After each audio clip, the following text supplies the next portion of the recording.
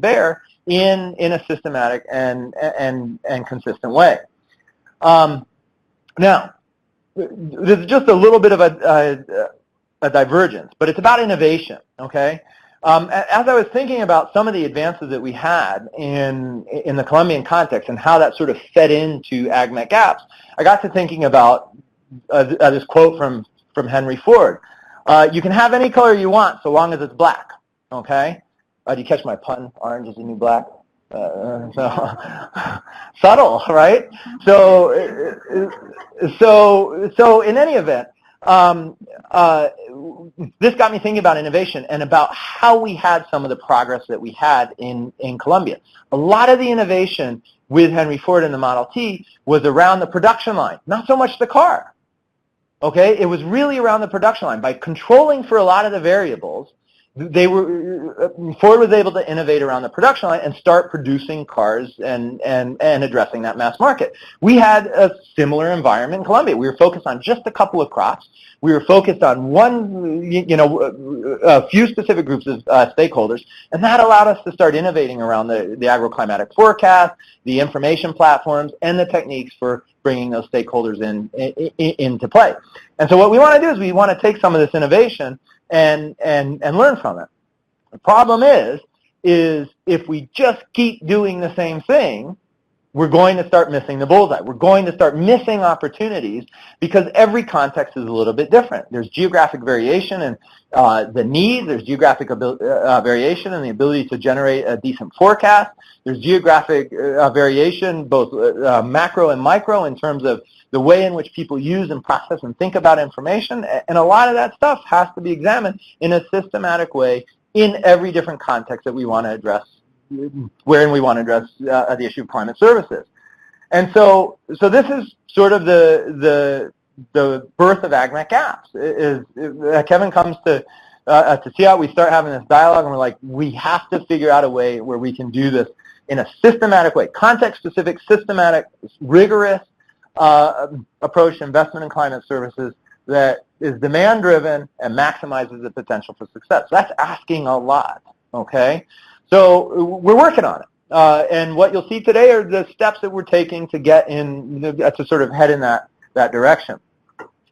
First, some basic tenets of the AgMetGaps project. Iterative nature. It's very important to think about these things as not being a one pass. You're never going to do it right the first time. So you need to think about how you accumulate knowledge over time and work with communities on an iterative basis to learn, refine, and arrive at systems that function for the purposes at hand. Now, the core tenet, science-led. This is really important. There's two things here that we want to talk about in science terms. Science-led in terms of good climate science, good forecasting, good understanding of, say ethnography and anthropological approaches to understanding the way people interact and use information, and so on. The other part is efficient. These investments have to be economically efficient. Kevin emphasized this in his talk. There may be cases where it just wouldn't work to try and develop a climate service for a particular time scale. But in order to know that, we actually have to understand the local context, the types of decisions that are being made, why those decisions are being made, and what are some of the other factors. A really interesting example that Kevin mentioned a moment ago was the introduction of, say, drought-tolerant maize.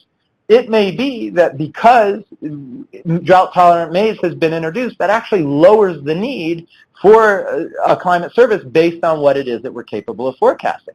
If there's a new variety available that sort of negates or lowers the risk associated with the particulars of the variety selection and/or when you plant, what have you, then that's something that we could consider. And maybe that's not where we need to focus on climate services. So there's a complex portfolio of interventions and kind of actions that we need to examine in the context of climate services, not just the climate service. Sustainable. We have to have institutional and next user buy-in. That means co-investment, and that also could really sort of speaks to the need to think about public-private partnerships in this process. In CSRD, for example, we have an innovation fund that we're getting ready to to release, and the whole innovation fund is based on the idea of getting entrepreneurialism built around climate services, and we expect potential contributors to come to us with some ideas on how they can develop public-private partnerships to support climate services. Context specific, this goes to the geographical priorities that Kevin mentioned, both the types of decisions that are being taken, but also what's the institutional context, what's going on where, do we really know, and do we really understand that? And you're never going to get it in one single pass. So that's why we have this idea that we want to iterate just a little bit.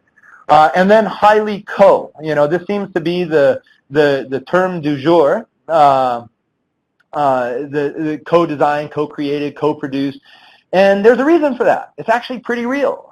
This is the way in which these things need to work. We have to have sort of co-generation of these products. Otherwise, it winds up being a report on the shelf, as I like to call it, which if you think about the acronym, that's ROTS, right? And so that's not what we want in this case. We want services that are developed in conjunction with the range of potential next users. Now, I talked a little bit about iteration. The AgMetGaps process flow is basically the steps that you see here.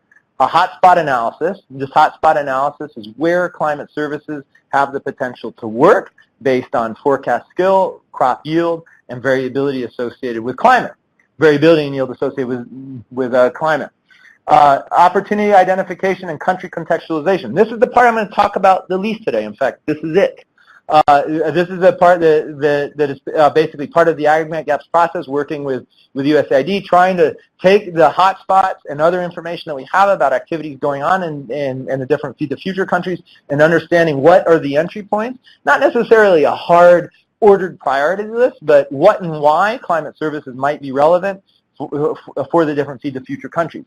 However, this is a methodology that I'm sure that we can extend to both other sectors and other countries as well. Actor information mapping is a really important part. It's about understanding who's involved in climate-related decisions and why, the type of information that's already flowing within a given context, and by context I'm typically referring to a national or country-focused approach. Climate services landscape assessment, more diving into the institutionality and the resources and capacities that are available, and then priority identification and buy-in. And you can see that there's this sort of process flow where we can go back, we can refine our analysis and our understanding in an iterative fashion, and then ultimately land on hopefully a series of priorities where we have buy-in from different stakeholders within the country in which we're working. Now you see on the right-hand side that I have this sort of being more exogenous or more endogenous. I was trying to come up with simpler words for those because it sounds a little pretentious. But at the end of the day, that's what I landed with. The hotspot analysis is really coming in from the outside, at least initially, right? We're taking data, we're downloading data from IRI, we're downloading yield gap data that we've collected and that we've partnered with different groups on, and we're doing a bunch of analysis and we're making some maps. But as you go through this process, you see it becomes much more endogenous, much more happening within the country. Now, it's important to point out that as we iterate through this, for instance, the hotspot analysis, it involves a cropping calendar, right? There's cropping calendars that have been published for all over the world. I don't know if any of you have ever used them, but they're not the greatest. And so wouldn't it be great if we could work with national partners, figure out what their cropping calendar actually looks like, not just the general one that's been made for the global scale, and then incorporate that into the hotspot analysis. And that way we start moving more and more of the capability and the development to the country stakeholder side. It's worth pointing out that this didn't come out of thin air, okay? I'm a geographer, and I say that shamelessly. There was a geodesign framework that I became acquainted with many years ago by Carl Steiners. He's a landscape architect. And basically it was a systematic way for solving complex problems, spatial decision making and so on. And as I was thinking about this process for AgMetGaps, I realized that there were a lot of elements of Steiners Framework. I'm not going to go into it here. A lot of elements of Steiners Framework that were really relevant to thinking about this fairly complex nut that we had to crack with relation to climate services. And I like this idea that we had data, information, and knowledge, sort of moving through this sort of evidence spectrum, and that we had different ways of thinking about the different stages of the process. So we borrow heavily from Steiners, and we borrow heavily from the sort of entire a range of literature that's associated with adaptive co-management as well. So with that, what we're going to do is we're going to get into the specifics of AgMetGaps. Just a very quick note on what are Climate Information Services hotspots.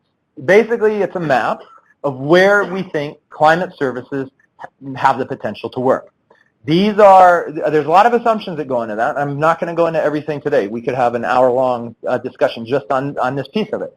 But in short, we look at where it seems that yield is varying as a function of climate variation associated with temperature. Same thing with precipitation, where yields appear to be varying as a function of both temperature and precipitation, and where we have high model skill. High model skill in the seasonal time scale. This is probably the most important note, that we're talking about seasonal time scale and yield gaps associated with temperature and precipitation. You put all that together, and you have what we would characterize as a potential climate information services hotspot, based solely on the biophysical variables. One of the interesting critiques that came from one of our technical advisory committee meetings was, hey, where's the socioeconomic component? That's going to come a little bit later, okay? This is just the very first layer, and when we start getting into the country contextualization, then we start incorporating more of the socioeconomic factors, because again, that's a very critical component here. So what do these look like? We've done 3 crops. This is hot off the press. I feel a little bit embarrassed presenting this, partly because we haven't presented it to the technical advisory committee, and one of the things that we really want to do is have their inputs. But at the same time, we're pretty comfortable with these results, and this was a method we worked out in Cali. We had Kevin down for a little summit on climate information hotspots, and we developed an approach and we implemented it. And more or less, we're happy with what we've seen. What do we see here? This is for the hotspots, Climate Information Services hotspots for spring wheat. You might notice that it's geographically limited. That's a function of the data that's coming in, and you're going to see some funny patterns on this. And the patterns, some of the patterns that you see, will be just the fact that we're dealing with sparse data in a lot of cases. We have to live with that. Okay. Once we get into the national landscape or the national scale, it's possible to augment these data sets. But you see there in southern Tanzania, there's a hotspot. The west coast of South America, again, hotspots partly defined by the data that are present, but also by the intersection of yield gaps associated with climate variability, which are in turn in areas where there's the potential for high model performance for the seasonal forecast models. Here we have hotspots for rice, and you'll note Colombia shows up there as being yield variability associated with temperature and or precipitation and high model performance. And again, we've had quite a bit of success with climate services in the Colombian context. I would have been a little bit more cautious sharing these results had this not shown up in this way. And you can see Senegal. We know that there's a fair amount of work going on in climate services in Senegal, and there's a couple little hotspots there, and I would suggest that's something that would merit further examination as well. Maize, very similar to what you saw for rice, and again, we're doing pretty well with maize and the climate modeling and agroclimatic forecast for maize. When we look over at Africa, again, we can see several hotspots in this sub-Saharan area, and then of course, the sort of corridor through East Africa and actually all the way down into South Africa as well. It's worth taking just a slightly deeper dive into the hotspot analysis to again remind us that we're dealing with crops that have fairly complex characteristics and feed into this, and the decisions that need to be made depend on the nature of the crop and the nature of the climate in which you're growing that crop.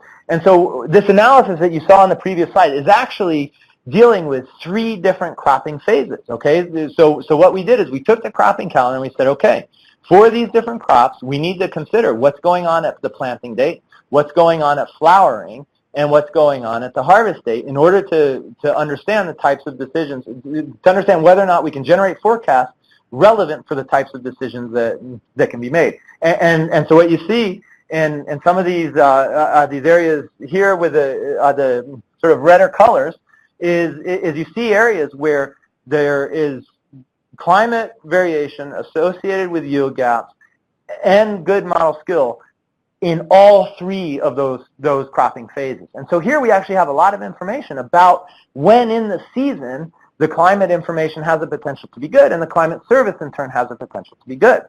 This matters a lot because this is very much related to the decisions that individual producers are making. I zoomed in just a little bit. You can see some of the detail, and you can see how again, green is only one of those 3 phases is showing up as having good skill and also being associated with variability and yield, 2 and 3. Now this isn't ordered. It's not 1 is planting, 2 is flowering, and 3 is a harvest. It's 1 or 2 or 3 of those different categories. We can break this information down even further for the local context, and that's where the geography really comes into play. And now this is maize for East and West Africa here.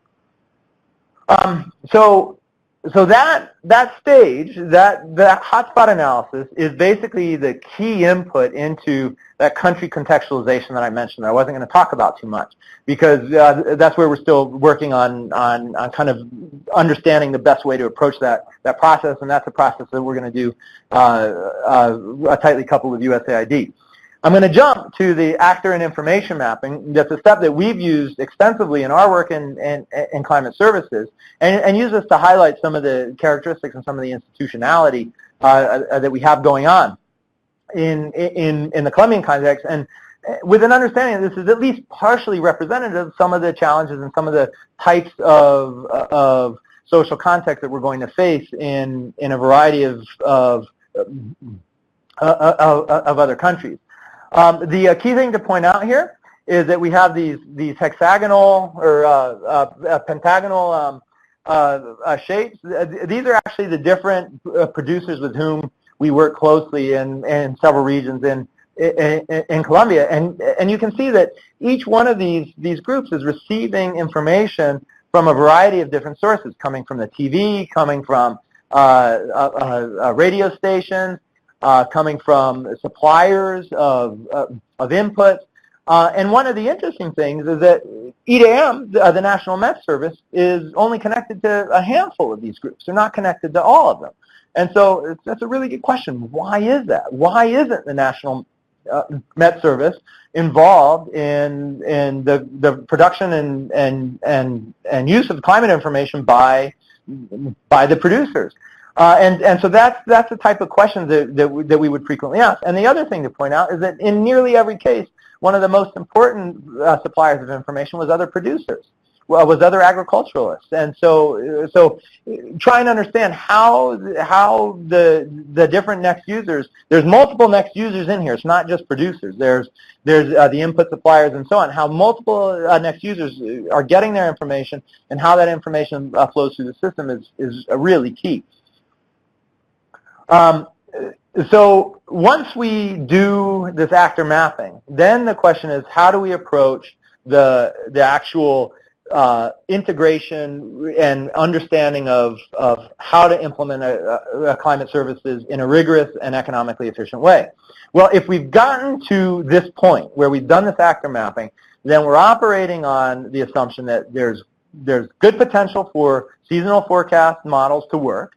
That gives us an opportunity to say, okay, who are the users of this information? How is information being used, and how is it flowing through the different potential next users and different institutions involved? And then this is where we actually start sitting down with participatory process. It's not a hard transition between the actor mapping and this climate services landscape assessment. But this is where we actually start sitting down in participatory groups working with stakeholders, working with the technical advisory committee to identify who we need to bring in, and we start developing a deeper understanding of the institutionality for climate services in the areas in which we're working. In terms of the guiding principles, this came from Aram Tal's article in 2003. Aram is actually one of the members of our technical advisory committee. There's this sort of series of key criteria that were identified as being salience, access, legitimacy, equity, and integration as being kind of key to climate services.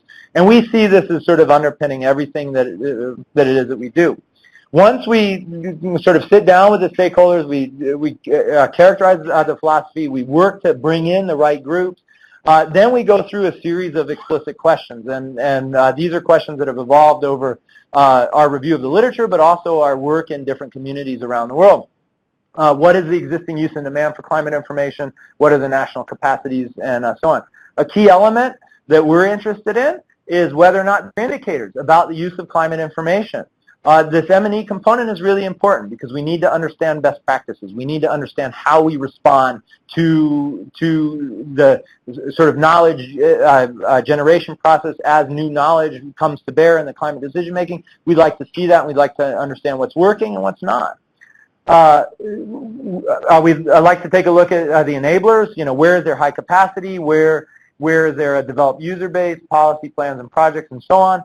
And in particular, where are climate services complementary, bundled with other technologies or other sort of resilience-enhancing developments? It may be that in some cases climate services should be coupled, but in other cases climate services should be separated and thought about independently of other types of development interventions.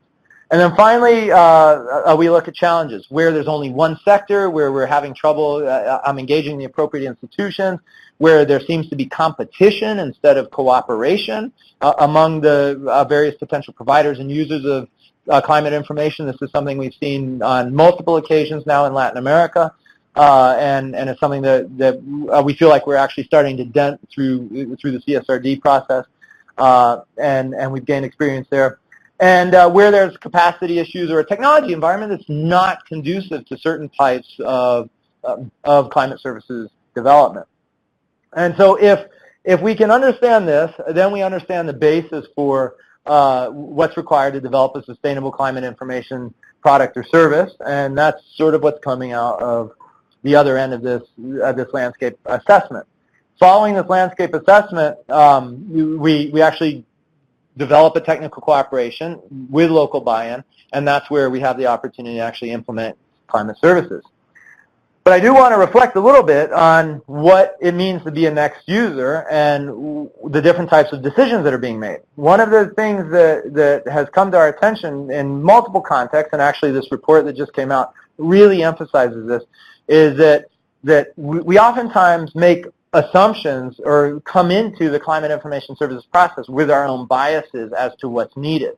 And so it's really important to understand that these processes have to be built in a way, A, that they are able to evolve, but also are including from the beginning a variety of potential next users of climate information. It's not just an agriculture producer standing in a field getting on a cell phone getting climate information that we're talking about. We're talking about a range of potential users.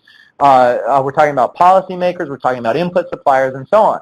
And so it's important to understand what types of decisions can and may be made in every different environment. We've started developing a knowledge base in database form of different types of decisions, and in this case, we show how we're kind of organizing this. Climate drivers, whether we see decisions being made based on temperature, precipitation, soil moisture, soil temperature, some combination. Different time scales, daily, 10-day, seasonal, even longer in some cases.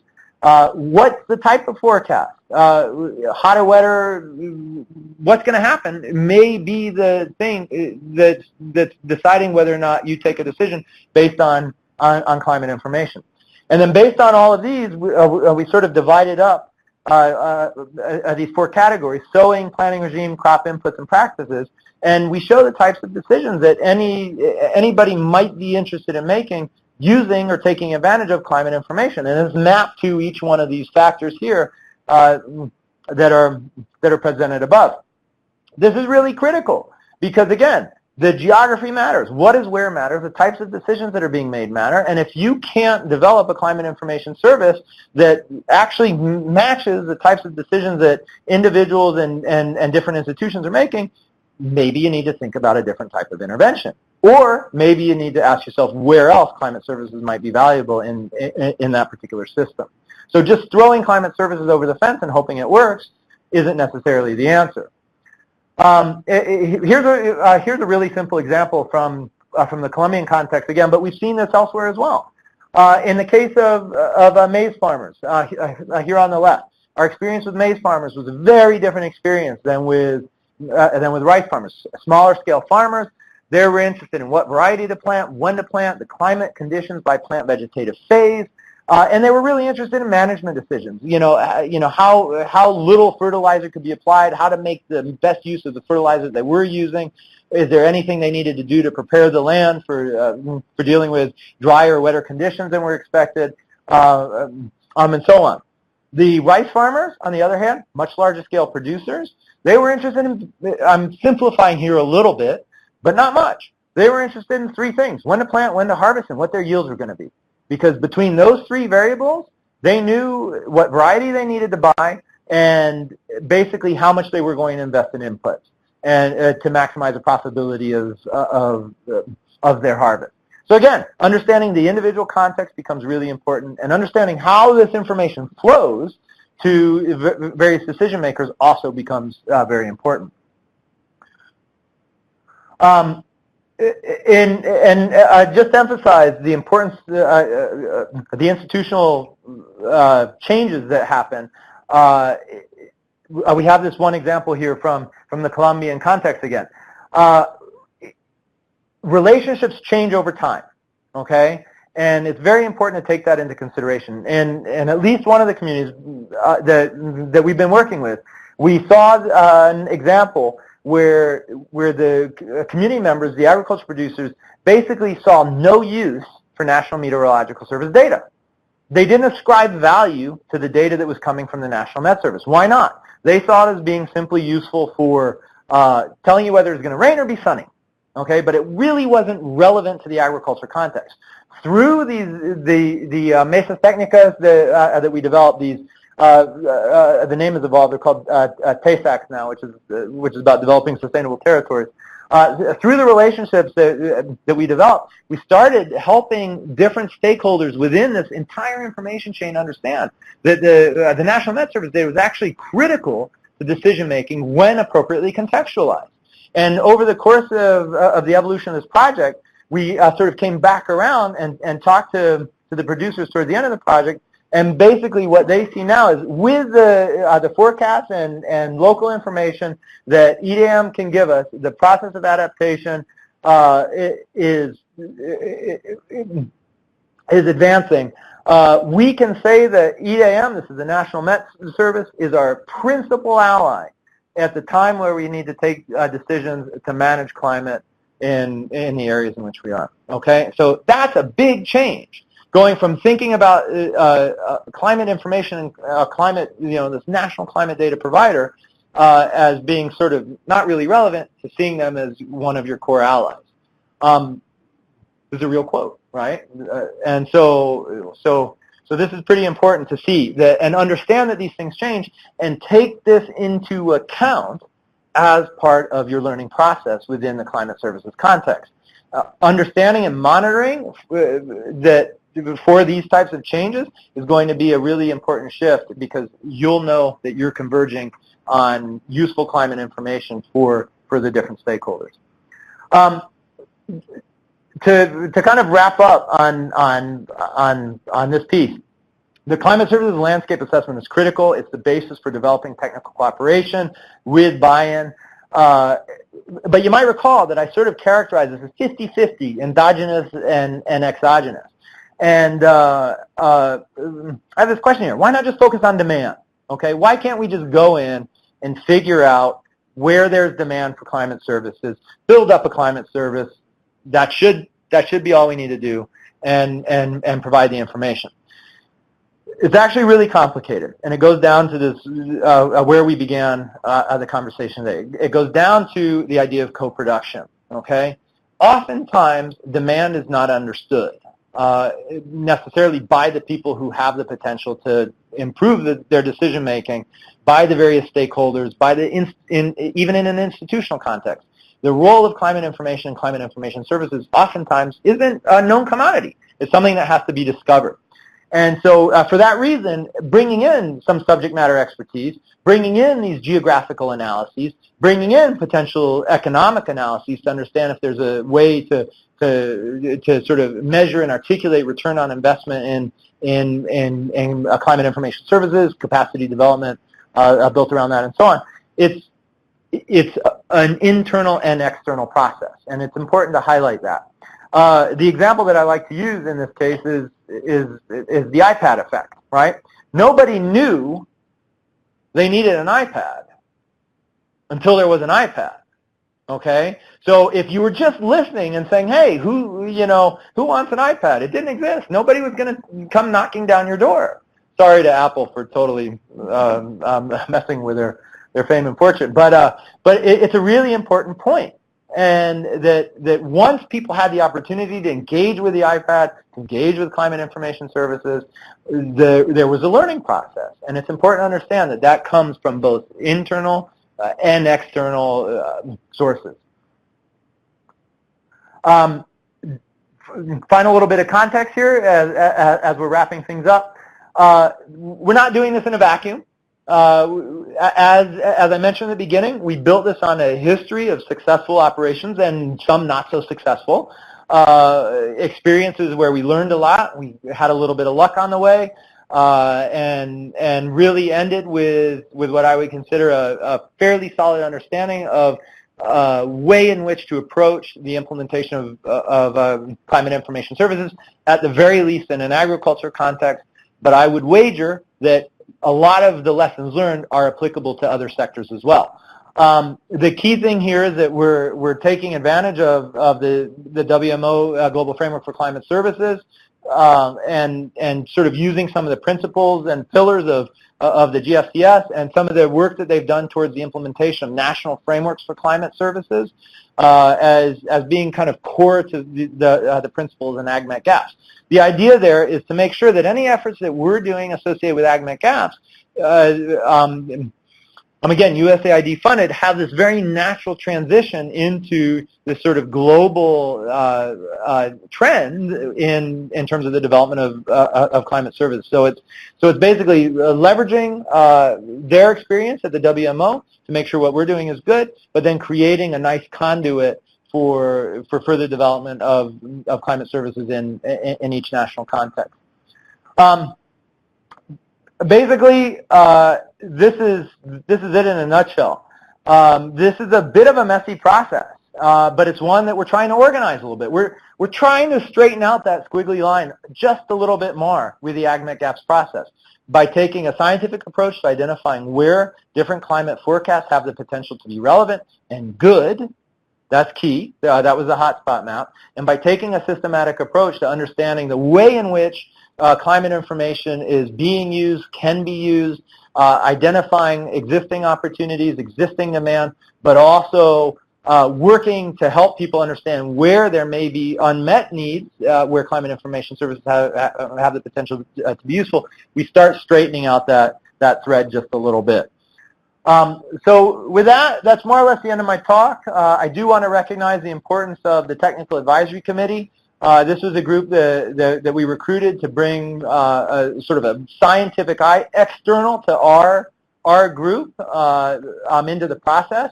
Aram Tal, Ashutosh from NASA, Srini from RIMES, Todd Stefanski from WMO, Seydou and Abdu from, how do you say that, Kevin? AgMet. And Walter Beckham from IRI. Many of you probably know some of these names, and if not all of them. And we really value the participation and contribution of the Technical Advisory Committee, and we really appreciate what they bring to the table. And with that, I also have to mention thanks to you all for being here. I really appreciate your time and investment. But point out that all this work that you saw today has been happening with a lot of people. There's a lot of faces and names that are involved, and all the folks here are kind of key contributors to our modeling team that have been part of this climate services activity. So with that, thank you very much, and if I can answer any questions.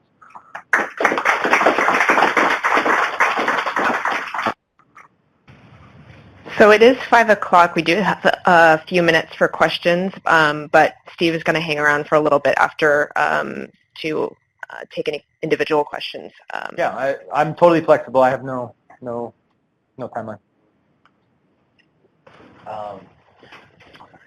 Thank you.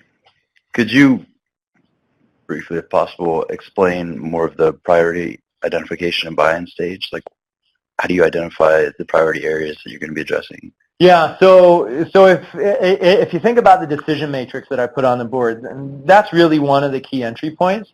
Again, this project is AgMetGaps, so we're focused on climate services in an agriculture context. And what we need to do is we need to sit down and we need to understand from the different stakeholders what seem to be the pressing needs related to climate, open up the door to different decisions that might be made using climate information or might be enhanced using climate information. And so it's a participatory process.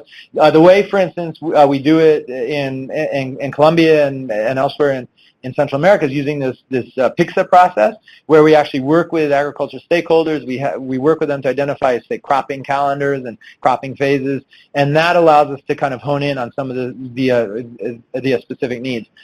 This process is a little bit more broad in that we're also bringing in other types of stakeholders, input suppliers, seed systems potentially, and that's going to help us understand who is making a different kind of decisions. We would add those to this decision matrix, build that up over time, and then work with USAID, importantly, understanding the institutional context and identify opportunities where climate services have the potential to have bang for buck. It's hard to say exactly how it would evolve because it's going to be different in every context. Each one of the 10 Feed the Future countries have very different profiles with regard to the capacity to take up climate services, the existing institutional arrangements, and the types of decisions that can be made. But again, I think that the key thing to emphasize is that it's locally driven. We work with the stakeholders to bring in any kind of additional data and understanding about priority decisions, and again, also to look at the institutional context, to identify if there's kind of key opportunities or levers, if you will, that have the potential to really enhance the return on investment in the climate service. Sorry, I can't give you a more specific answer than that. No. Hi, thanks very much. That was extremely interesting, and I think for anybody that's worked with farmers, they can imagine how exciting this is for farmers to have these kinds of forecasts. I'm an NRM and climate change specialist, and over the years I've seen the progress in these kinds of forecasts, so it's really exciting to see that we're at a level where these forecasts are actually helpful for farmers. But my particular question is, have you done follow-ups to see how successful the farmers are after they've used these services and used the information to plan what they'll plant, and then has somebody tracked the yields relative to the projections? So you've just asked the scariest question in all of climate information services, okay? And the answer is a qualitative yes, okay? We've been working, we actually have a couple study sites that we implemented in some of our work in Colombia and Cordoba, where we're looking at groups using information that's been generated through this agroclimatic information service versus not. And we're actually in the process of implementing a kind of an M&E approach that's more real time, asking whether or not they felt like the decision made a difference, trying to understand whether we see behaviors changing. But this question of value of information is one of the very most challenging questions in this context, and there's a reason for it. The Climate Information Service is a complement to lots of other things. Okay, I was having a chat with Walter, one of the members of the technical advisory committee. He's like, "Hey, you want to raise yields? You know, put down fertilizer." I'm paraphrasing. Forgive me, Walter, if you're online. But he's like, you know, it's not just climate information. You know, his point was there's a lot of other things going on, and so trying to parse that apart is actually a very difficult question. I saw some heads nod when I mentioned that. We're trying. We believe there's ways to understand whether or not the information is valuable. Part of it is whether or not farmers are continuing to use it. But it's also important to understand that it's not isolated and that it's a complement to other types of information. One way to sort of think about it is if, for instance, farmers choose a particular variety based on the season, and they're actually able to buy, this is the important thing, they're actually able to buy the variety that they believe is going to have the best yields, and then they have, you know, yields consistent with the model forecast. That would be loosely indicative of certain types of success. Obviously, we'd know more if we had other farmers growing the variety that they would have planted anyway, the landrace or what have you. And so we're working on it, but it's one of these things that I think is going to be part of the ongoing learning agenda. And I think one thing that would be particularly interesting would be to see, in light of longer-term climate change, whether the changes that the shorter-term forecasts are leading farmers to make actually do help them to adapt. Because, I mean, I've done very, very limited work with farmers, but the thing that they will talk about when they talk about what they've observed in terms of climate changes in seasonality. So I don't know when to plant it. Right. I don't know how much rain I'm going to get because it's not what I used to get. Those kinds of things. And those are all the kinds of things you can provide through climate services forecast at a scale that they actually really need to make. And it'd be very interesting to see that in the larger context. And absolutely, we're working on that. I would just add that one little piece that Kevin started off with, and that's in certain contexts. There's certain places, even in Colombia, there's places where we do better or worse on the seasonal climate forecast. And so it's important to also keep the other side in mind. Is there any chance that we're doing harm by providing, you know, this information? And I would say no. I mean, we have good levels of beneficence with this, but it's important to understand that there is uncertainty in these processes.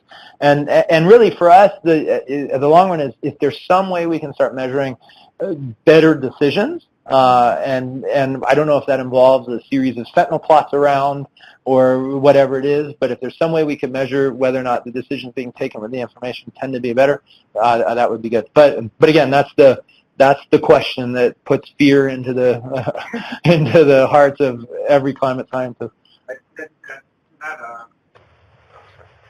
Yeah, and before I came to AID, we tried in Kenya to do a randomized trial, and it actually worked. It's really difficult to do randomized trial with information because if you have good information, there's leakage, right? So then you have to pick villages that are farther apart, and then if the yields are different, there are all the factors that come in. So it's really tough. But so in Senegal, we had a complete failure because of leakage of information, which is good. You're giving out good information. It's going to travel far. But in Senegal, we were able to show a correlation between people that receive the information and yield. In Kenya. In Kenya, yeah. And that's a study by KBC, Rao, and ICRISAT.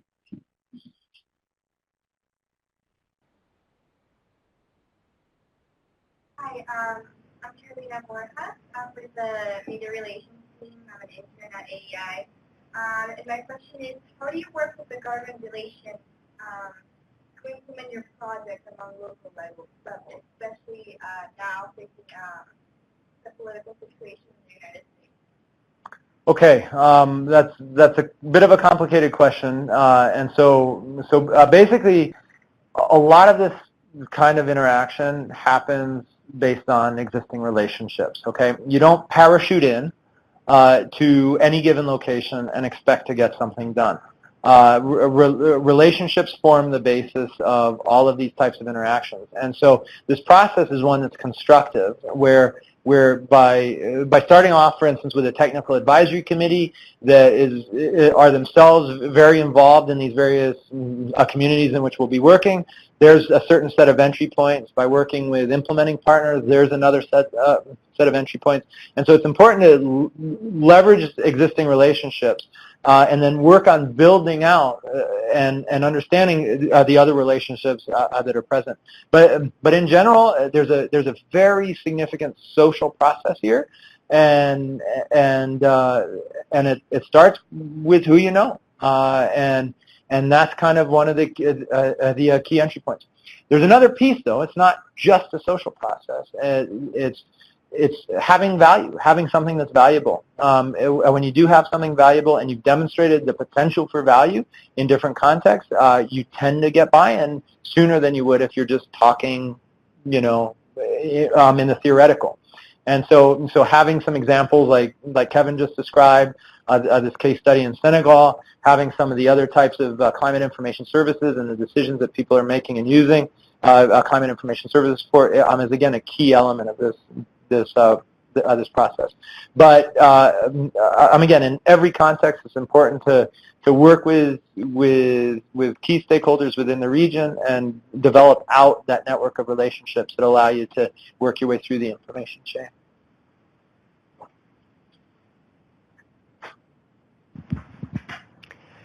Thanks so much for the presentation. A lot of really interesting things. My name is Julia Bradley Cook. I'm from USAID. And I just had one particular question about the hotspot mapping. That was really cool. Okay. Thanks.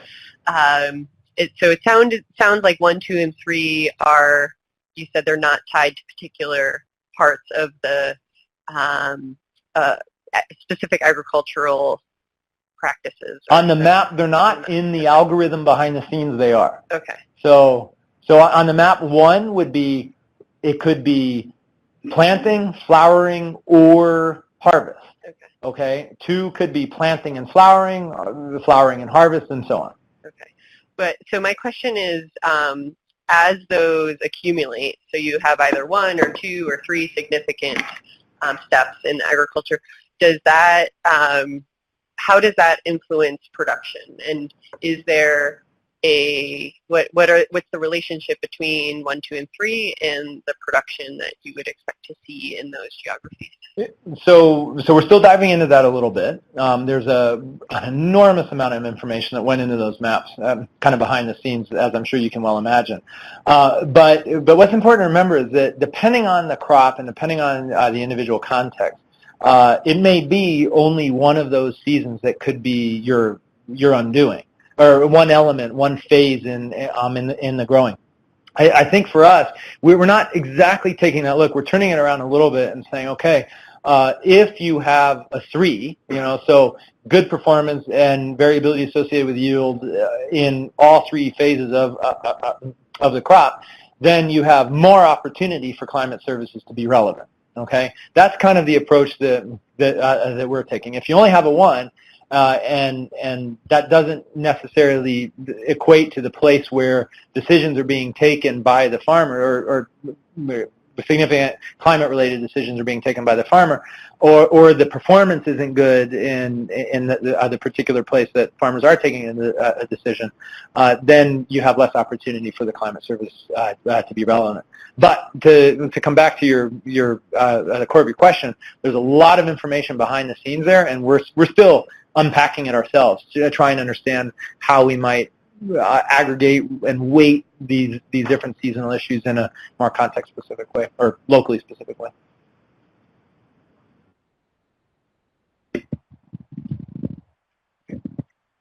Hi, I'm Lori Ashley, independent adaptation consultant. Thanks so much. This was really interesting and helpful. And I was wondering if you could dive in a little bit. You mentioned the challenge of how climate services there can be competition or cooperation about their use. And can you unpack that a little bit to describe, like, when does that tension come up around that information and where it might be unhealthy competition? Yeah, certainly.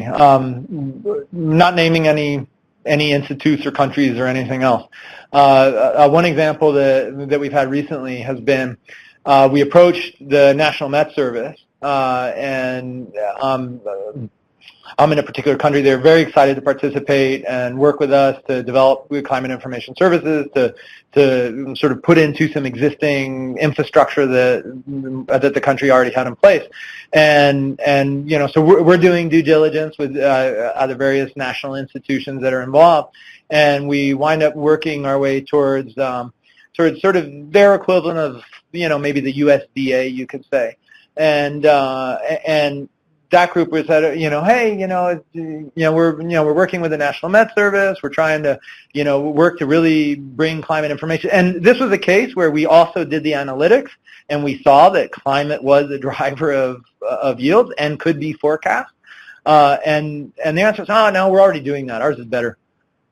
And we're like, okay, we're happy to collaborate. Do you have any information? Well, no, it's not published yet, And then all of a sudden, we're getting a little bit of pushback, right? And because there's a national institution that has capacity that's actually pretty with it, but for whatever reason, the information that they had, the climate forecast, weren't getting out to the right next users. And now all of a sudden the National Met Service was having a dialogue. We're getting pushback from this other national institution, and so in that case, there's a good question: what do you do? And we like to play nice, and we feel very strongly about autonomy and making sure that the stakeholders with whom we're working really own the processes. And so rather than trying to do an end around, we're just really working to foster collaboration, to show that that this isn't about competition. It's not about us or them. And by us or them, I'm sort of positioning us with the National Met Service, and I'm in this particular context. It's not an us or them kind of scenario. It's a, hey, let's do this together, and let's make the information, best possible information, available to as many people as we possibly can. And in doing so, understand what works the best. So really for us, it's about finding the value proposition around collaboration instead of competition.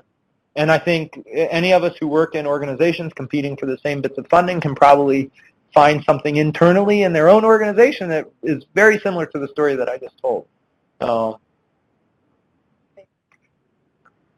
and that's one of the main reasons why we invested in this, is because it's more of an investment tool for USAID, because we said we can't do a buckshot to the map and offer AgMet services, or run these models, because it's not productive in all areas.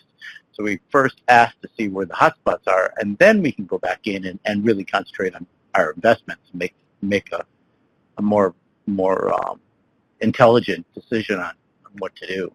Certainly the conversations that we can have now, having this hotspot analysis, are much more focused, right?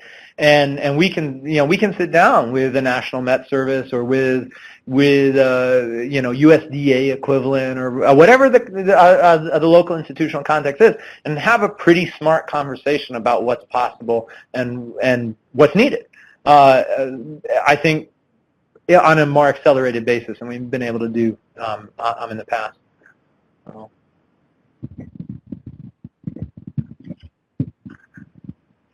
Yeah, another part of this that we're going to try and look at is investments in climate services, because it'd be interesting to see, because right now I think a lot of the demand is coming from sort of countries that are really interested in climate services, but it'd be interesting to see if the hotspots are the places where you're seeing the investments, and see places that have, ideally, little investment. That's a hotspot that we just sort of missed. Maybe the government hasn't been that interested, or they haven't really accepted the pitch, or something like that. So that would be ideal. I guess ideal is that we're investing already where the hotspots are, but I guess that makes, there are other ways to look at it.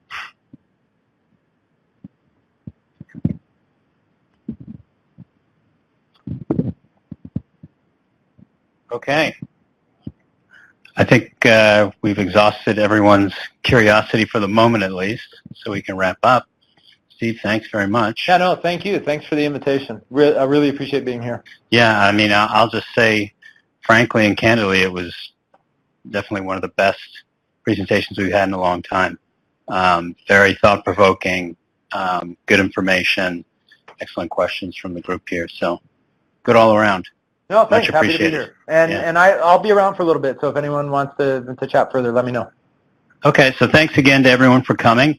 And as I said at the top, as a reminder, the next ACM meeting is on April 19th, and the topic will be ecosystem-based adaptation. So I hope everyone can join us again, either in person or online for that. All right, thanks.